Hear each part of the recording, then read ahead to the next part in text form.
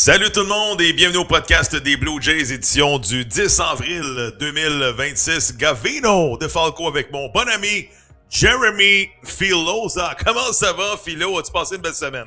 Ben oui, absolument. Très occupé. Toujours du sport, toujours de l'action et on a suivi nos Blue Jays avec quand même plusieurs frustrations. On va dire ça comme ça. On va élaborer, je pense, un petit peu là-dessus.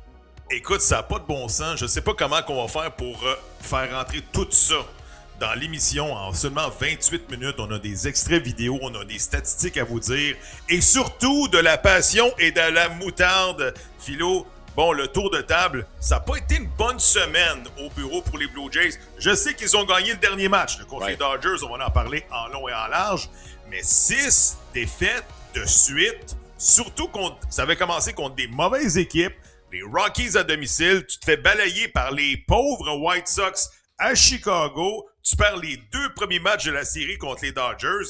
Je m'excuse, j'ai failli appuyer sur le bouton panique. Là. Je te dis, mon tweet était prêt. Mercredi, je m'étais dit, c'est terminé, les Blue Jays reviendront pas de l'arrière. 7 défaites de suite, ils ont gagné le dernier match. Mais c'est un peu inquiétant avec le rendement de ce qu'on voit du début de l'année. Là. Moi, il y a une chose qui m'inquiète beaucoup, Gavino, c'est le style de baseball qu'on joue en défensive et sur les sentiers. Plusieurs erreurs mentales, ça n'a pas de bon sens. Honnêtement, on a tellement été habitués à une équipe qui jouait du baseball fondamentalement propre l'année passée. Très, très peu d'erreurs. Et là, cette année, on voit que les erreurs s'accumulent. On va parler du problème derrière le marbre. Parce que peut-être qu'on aura besoin d'un autre receveur là, avant qu'Alejandro Kirk revienne, parce que le jeune Valenzuela, il y a encore du travail à faire. Je regarde Okamoto au 3e but, Gavino. On a converti un joueur de premier but en joueur de 3e but puis dans les ligues majeures. Là, on voit des balles qui passent entre les jambes. On voit des mauvais relais au premier. On voit un gars qu'on est obligé de placer profondément derrière le 3e but parce que la balle arrive très rapidement, mais souvent, les coureurs adverses en profitent pour voler des buts. Il n'y a pas le temps de se rendre au sentier pour intercepter les relais et appliquer le gant sur l'adversaire. Je vois Varsho qui cafouille dans le champ centre. Je vois Lucas qui cafouille dans le champ droit. Il va falloir régler ça. Et ça, c'est sans parler des courses sur les buts. Sérieusement, là. Comédie d'erreur, Gavino. Les Blue Jays qui se font épingler au 3e but, pas de retrait ou un retrait, c'est impardonnable. Tu sais, Vladimir Guerrero, il n'y avait pas d'affaire à aller au 3e but lors de la série contre les Dodgers, mais tu l'as dit, c'est quoi l'identité des Blue Jays depuis l'année passée? Jouer du bon baseball, jouer très bien défensivement, ne rien concéder à l'adversaire, et là, tu fais tout à fait le contraire, là. Des relais, tu rates l'intercepteur, tu donnes des retraits gratis avec un G majuscule. Je ne reconnais plus cette équipe-là qui était dure à jouer contre, qui ne donnait absolument rien. Là, c'est comme, c'est wide open, on vous donne la victoire sur un plateau d'argent parce qu'on joue du très mauvais baseball, Philo. C'est ça qui est inquiétant, malgré la fiche de 5 victoires, 7 défaites. Écoute, les lanceurs au monticule, là, quand l'adversaire dépose un amorti, là, c'est une aventure. On n'a pas besoin de parler de notre ami Cody Ponce, bien sûr, qui, lui, s'est blessé là-dessus et se retrouve sur la liste des joueurs blessés jusqu'à la fin de la saison. Gausman, beaucoup de difficultés. Plusieurs lanceurs ont vu des balles être frappées dans leur aire de jeu, incapables d'effectuer un relais qui a de l'allure au premier. On frappe le coureur, on lance tout croche dans le champ. Ça n'a pas de bon sens. T'sais, je regarde Varsho au champ extérieur qui cafouille avec des balles. Là, Varsho, là, je sais pas si tu as remarqué, Gavino, mais depuis son opération de l'année passée, la puissance de son bras, et là, les adversaires commencent à le remarquer. On commence à prendre avantage de ça. Alors, faudrait pas que Varsho commence aussi à cafouiller avec la balle lorsqu'elle est frappée en sa direction, parce que là, on a un problème, là. Excellent défensivement, je le sais, capable de faire des catchs spectaculaires, mais tu l'as dit, il n'y a pas de bras là, au champ centre. Il n'y a même pas de bras présentement du côté des voltigeurs. Du côté des Blue Jays, on en profite avec beaucoup d'aisance. Le voltigeur qui avait un très bon bras, c'est Addison Barger. Il est sur la liste des blessés pour encore une semaine. On y reviendra dans quelques instants. Mais tu sais, Miles Straw, pas un bras incroyable. David Schneider, pas un bras incroyable. Jésus Sanchez, on y reviendra dans quelques instants. Il commence un petit peu à me taper ses nerfs. pas de bras lui non plus. Mais tu sais, côté voltigeur, c'est mince. On va parler de l'attaque tout de suite parce que, du côté des Blue Jays, on se cherche. Regardez les statistiques. Les Blue Jays qui sont maintenant 27e dans les majeurs avec seulement 41 points de manufacturés depuis le début de la saison. 26e, du côté des points donnés à l'adversaire, 63. Donc, on accorde beaucoup de points. Il y a toujours des coureurs sur les buts contre les Blue Jays. Et seulement, on frappe pas la longue balle là, du côté des Jays.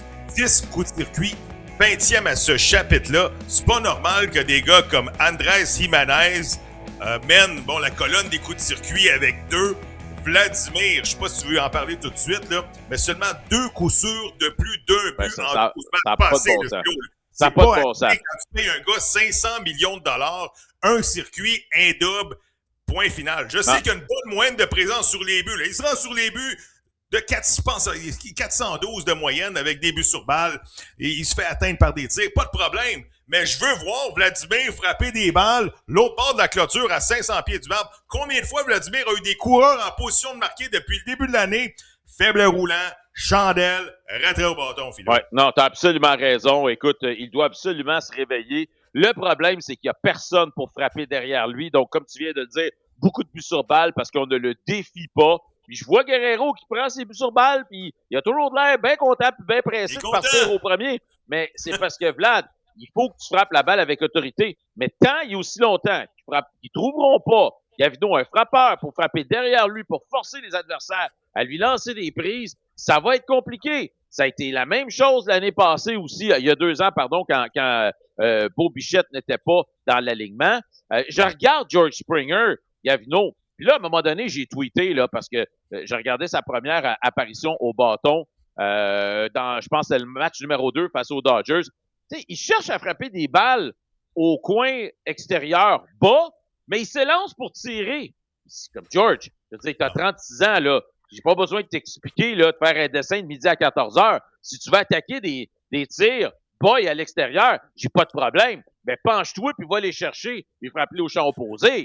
Arrête avec le moulin avant, essayer de tirer des balles au champ gauche alors que tu sais que tu attaques des tirs qui sont loin et bas dans la zone des prises. Je veux dire, George, là, il faut qu'il donne l'exemple à ce niveau-là. C'est important, c'est un vétéran. Oncle Georges, 184 depuis le début de la saison, en 49 présences au bâton, seulement 2 circuits et 9 coups sûrs. Il y a des joueurs qui se cherchent. Dalton Varsho qui était fumant.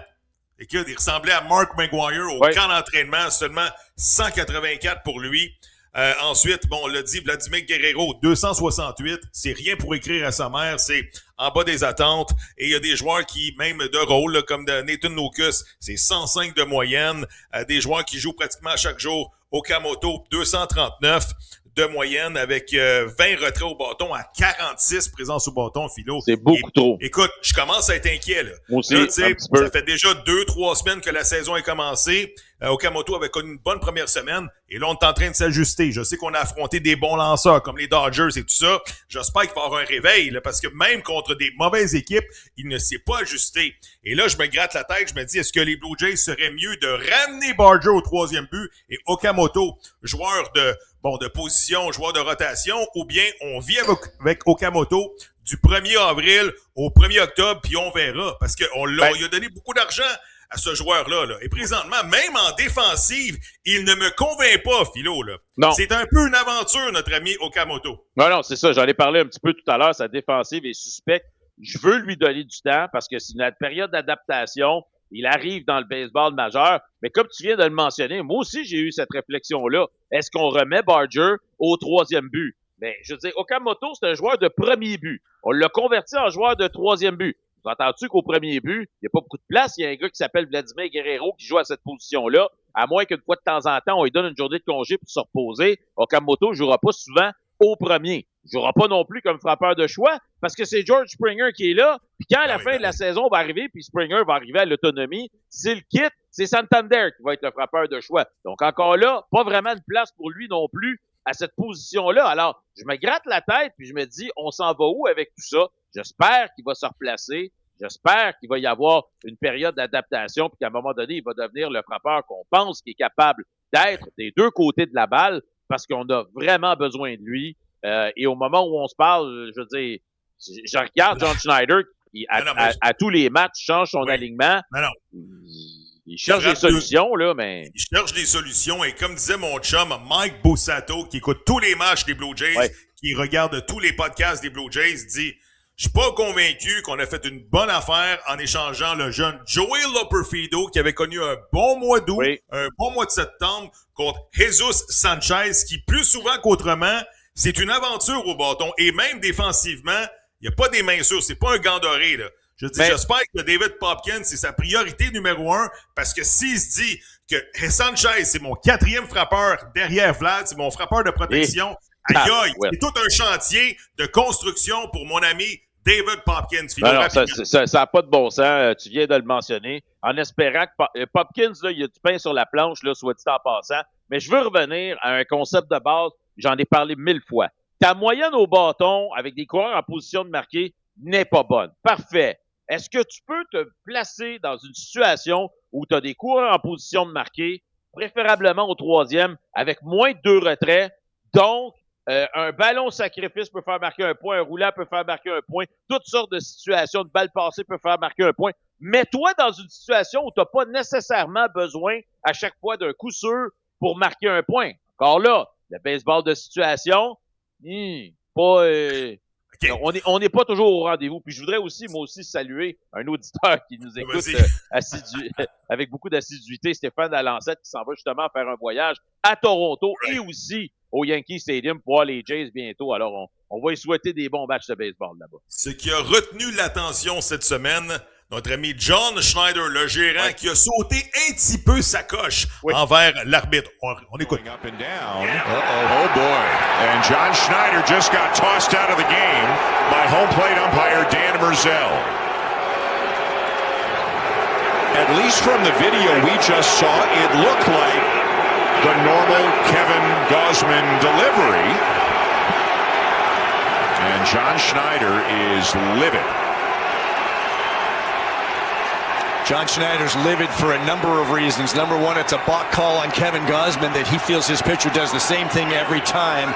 This is another opportunity, though, for John Schneider to give the umpire a sense of his mind because his team is... Aïe aïe!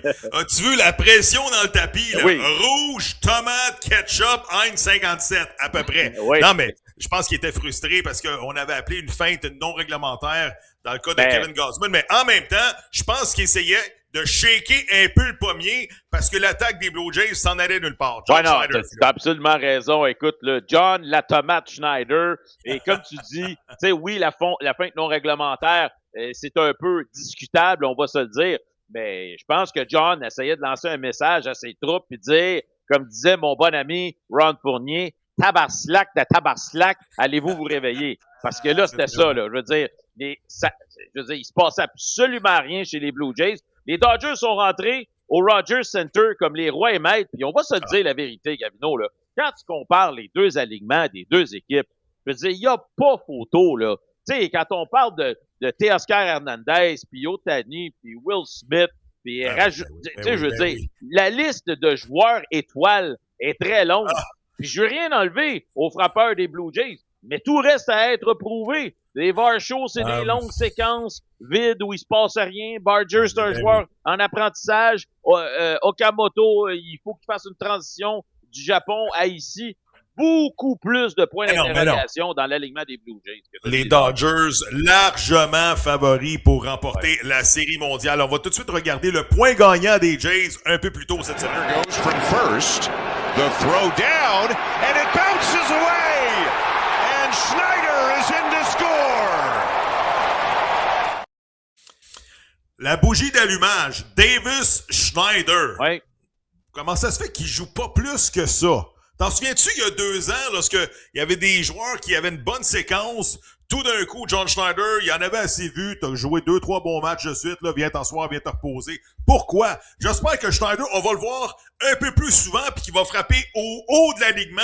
Tu le mets deuxième, tu le vises là, Springer, Schneider, Guerrero, 1, 2, 3, c'est ce que je veux voir cette semaine chez les Jays. Souviens-toi ce que Davis Schneider nous avait dit quand on l'avait rencontré en Floride. il nous avait dit, avec la nouvelle zone des prises, la reprise vidéo, il dit, je vais me faire avoir bien moins souvent parce que je juge que j'ai un très bon œil au bâton et que l'année passée, je me suis fait avoir souvent avec des tirs qui étaient vraiment limites. Et moi, c'est ça que je retiens, Gavino.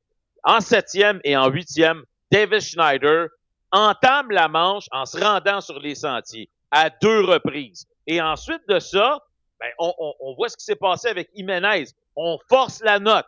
Il tente d'aller voler un but ou au moins de se mettre en marche. Ça cause une erreur chez les Dodgers. Et c'est ça qui ouvre la porte et qui crée le point gagnant chez les Blue Jays. Donc, tu peux pas rester assis sur tes deux mains. Provoque. Je suis d'accord. Tu sais, il faut que arrête d'être passif, t'as seulement 10 coups de circuit depuis le début de l'année. Je veux dire, t'as pas de Sammy Sosa, Maguire, puis Rafael Palmeiro, 1, 2, 3, là. Mets la balle en jeu, provoque des choses, c'est comme ça que tu vas bricoler des points, parce que Kirk puis Barger sont sa liste des blessés. Donc, t'as pas le choix d'y aller avec des frappes échos, puis le point gagnant, c'était quoi? Un genre de double vol, puis t'as gagné contre les Dodgers, point final. Ben c'est ça, exactement. Et on le voit, c'est les petites choses qui te font gagner, surtout comme quand tu viens de le mentionner, t'as de la misère avec ta moyenne au bâton, puis t'as de la misère au niveau de la puissance. Tu sais, tu te parlais de Myles Straw tout à l'heure. Oui, c'est vrai, au champ extérieur, peut-être pas le meilleur bras. Mais Myles Straw, là, j'ai tout le temps l'impression, quand il arrive à la plaque, qu'il y a une idée en arrière de la tête. Hey, je vais faire ça. Je vais déposer un amorti, va tenter un coup filé, m'essayer de voler un but. Il est toujours en train d'essayer de créer des choses. Moi, j'aime ça. C'est sûr que c'est pas un gars qui va jouer à tous les jours. Mais les autres devraient prendre des notes. Parce que c'est comme ça que tu joues au baseball, surtout en 2026. Tu peux pas attendre, puis t'asseoir, puis essayer. Tu te dis, on va avoir la longue balle à un moment donné. Les Blue Jays ont déjà fait ça dans le passé. Oui. On a vu ce que ça a donné. Rapidement, Kevin Gausman, 17 manches et un tiers, 26 retraits au bâton, 2 buts sur balle. Il a donné quoi? Une coupe de points et une moyenne d'efficacité de 2,08 et 0 et 1.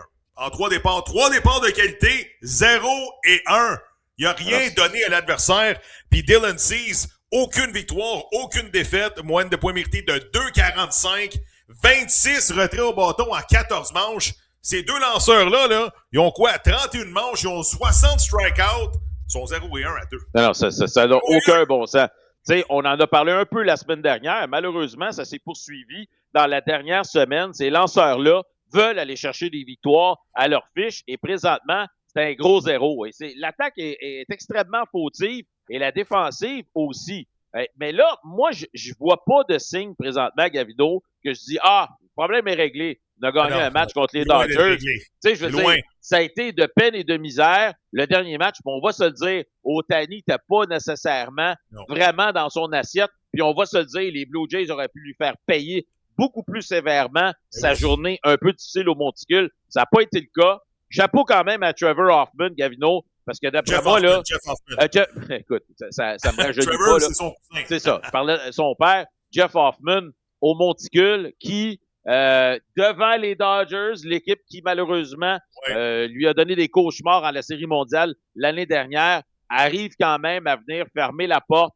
Je dis pas que ça règle tout, là, mais je pense que ça doit y avoir fait du bien, surtout à sa confiance. Même Louis Varland a très bien lancé. Voici la balle, 100 000 à l'heure, bonne chance et touché. La liste des blessés. Yimi Garcia, 27 avril, supposé revenir. Cody Bonds, c'est terminé pratiquement pour l'année. Kirk, ça fait mal.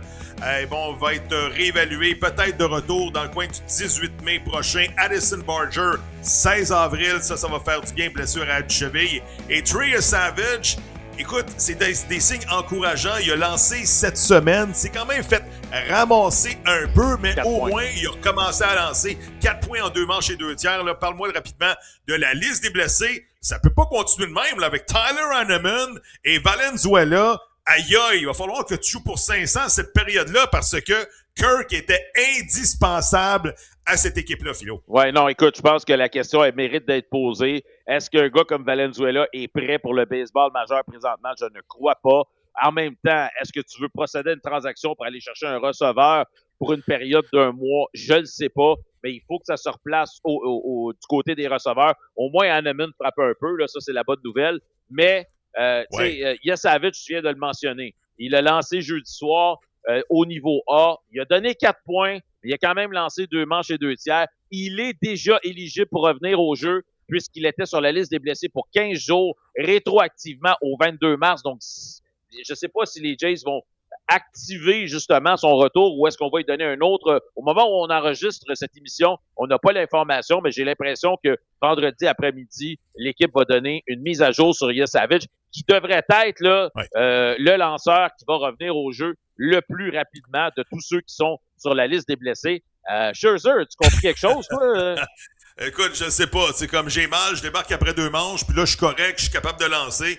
Tu sais, je te l'ai dit, au début de l'année, là, j'avais dit, c'est pas si sûr que ça que l'équipe a des bons lanceurs partants aux 5 jours. Et là, on le voit, là. Tu sais, on rappelle des gars. Je pense que les Blue Jays sont déjà rendus à 18-19 lanceurs d'utiliser, Philo, en 2026. Des lanceurs qui ont lancé 2 manches, puis le lendemain, tu reprends tes valises, puis tu reprends l'autobus, puis tu t'en vas genre à Calabazou. C'est à peu près ça, là. C'est vrai. C'est incroyable. Déjà 19 lanceurs, 12 games de jouer. Ben, après les 10 premiers matchs, il y en avait 18. Ils avaient égalé un record de franchise pour le nombre de lanceurs. Ça inclut notre cher ami Tyler Heineman. Soit dit en passant, là, c'est moi, déjà 2 présences au monticule avec sa balle papillon. Non, deux jeux.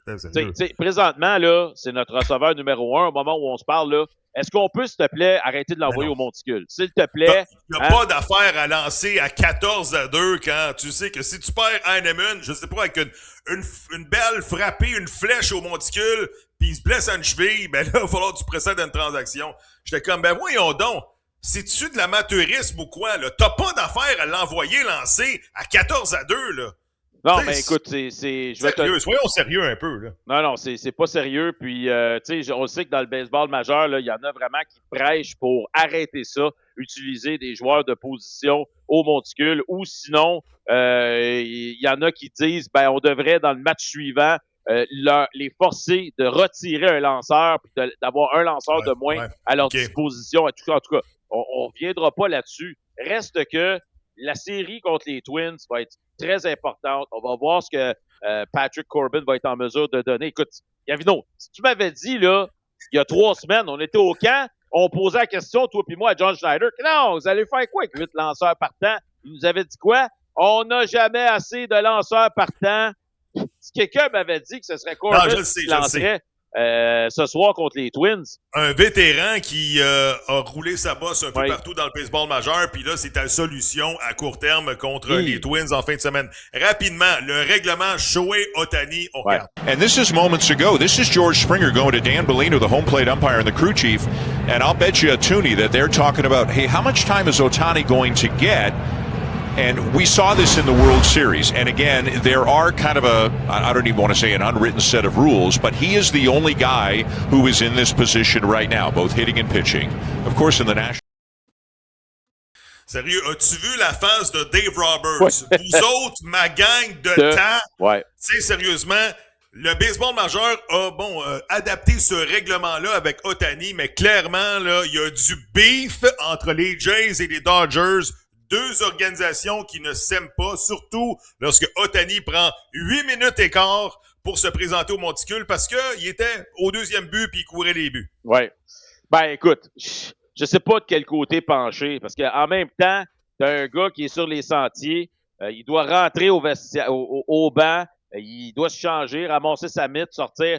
Est-ce que c'est normal qu'on lui donne un petit peu de temps de plus? Oui, mais j'ai trouvé que ça a été abusif, Gavino, parce que moi, je regardais le match au bureau cette journée-là.